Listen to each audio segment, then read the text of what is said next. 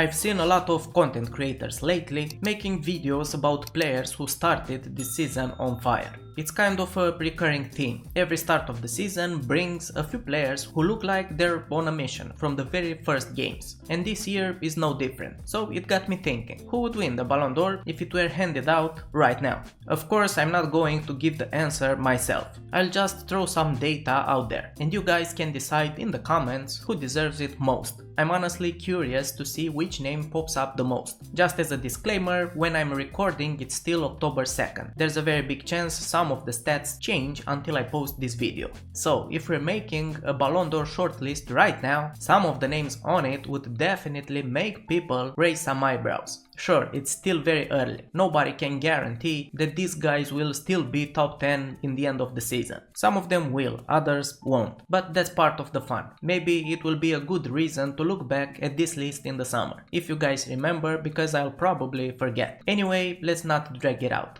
Let's go quickly through the numbers of the players who've stood out the most so far this season. We'll start with the attacking players. I'll give you at least 5 names for each compartment, so you've got plenty to choose from. In reverse order, number 5 among the attackers, though you'll see some aren't pure forwards, Julian Alvarez. The Argentine has 7 goals and 3 assists in just 8 games. 6 of those 7 goals came in the last 3 matches, and not against weak teams either, since Real Madrid and Frankfurt are both on that list. On top of that, he scored all 3 goals in the 3-2 win over Rayo. So yeah, Simeone's man has been decisive to say the least. Moving up one spot from the team they just beat, a surprise entry, Frankfurt's attacking midfielder Can Uzun. 6 goals and 4 assists in total, also in 8 matches. But here's the crazy part, he's done it in even fewer minutes than Alvarez. And the most impressive thing, he scored 1 goal in every single league match so far. In the DFB Pokal he didn't score, but he provided an assist in his only match there. In his first Champions League game against Galatasaray, guess what? He scored 1 goal. Basically, the only match he hasn't been involved in a goal, the one against Atletico. Next up, the big guns, Erling Haaland. The Norwegian just passed Ruud van Nistelrooy's Champions League record, 50 goals in 62 games. Haaland now has 52 in just 50 matches. He's closing in on Messi's milestone. Lionel reached 60 goals in 80 UCL games. At this rate, Haaland's gonna smash that record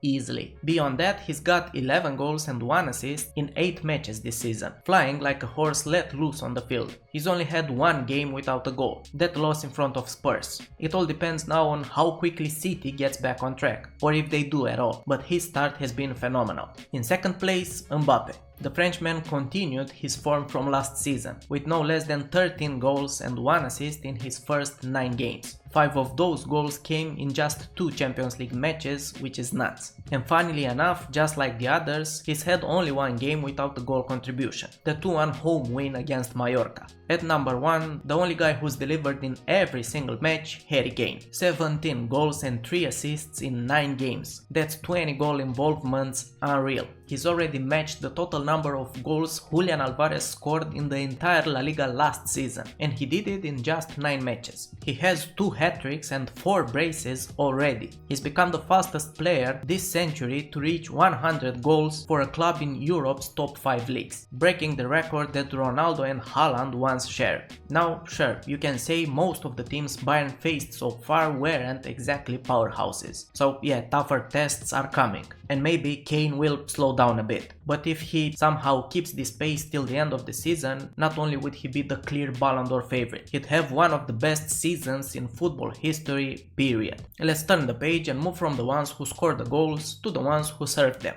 And here too we've got some interesting names. At number 5, Mohamed Kudus from Spurs, 4 assists in 9 matches. He's not shining in the Champions League yet, but if we look only at domestic competition, 4 assists in 6 games, it's a really solid average. At number 5, Jack Grealish. The move to Everton seems to be doing him good. He's finally playing more football, and along the way he's managed to pick up 4 assists as well. And yeah, you can switch Grealish with Kudus if you want to. In third, Marcus Rashford. 5 assists and 2 goals in 9 games for Barcelona, that's a strong start, especially after a tough year back in England. He's had an assist in every one of the last 4 league rounds. I talked more about what he could still improve in the previous video, but for now, he's among the top playmakers across the major leagues. And it's even more impressive considering he wasn't a starter in 4 of those 9 games, meaning he's done it in fewer minutes. In second, Vinicius. 3 goals and 4 assists in 9 matches.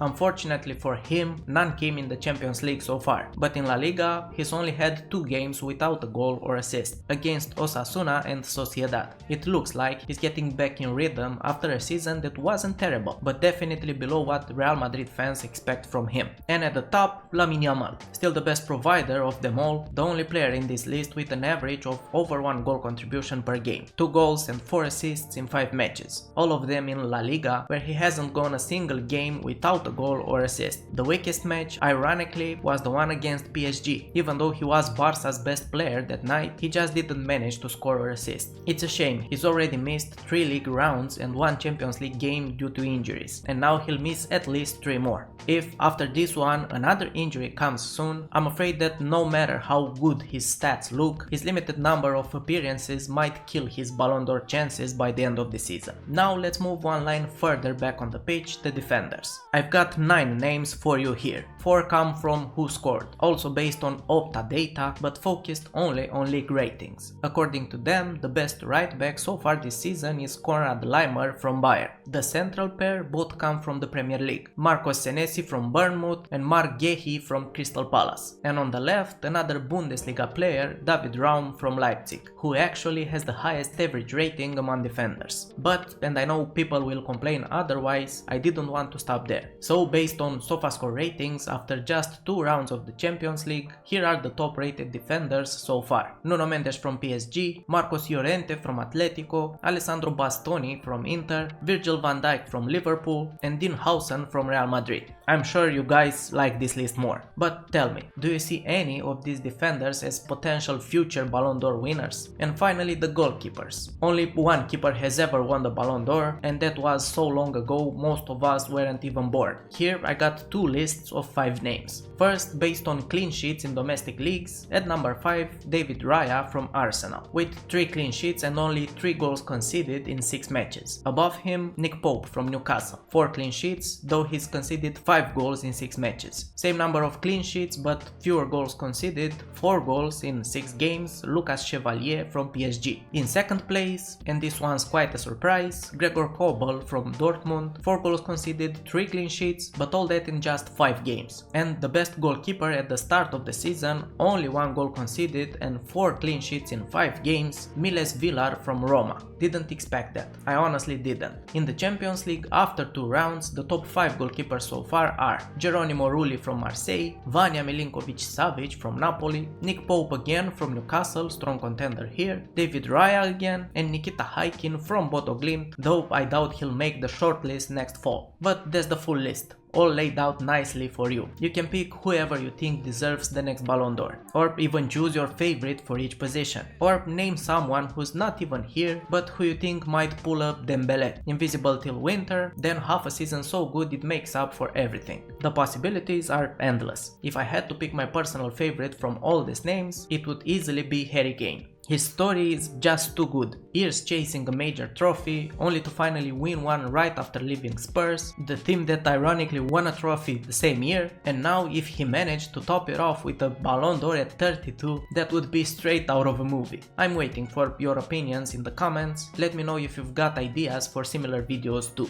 If you enjoyed the video, hit that like button, drop your pick in the comments, and let's see who gets the most mentions. And of course, don't forget to subscribe, it really helps the channel grow, and we're still just getting started here. Thanks for watching, and I'll see you in the next one.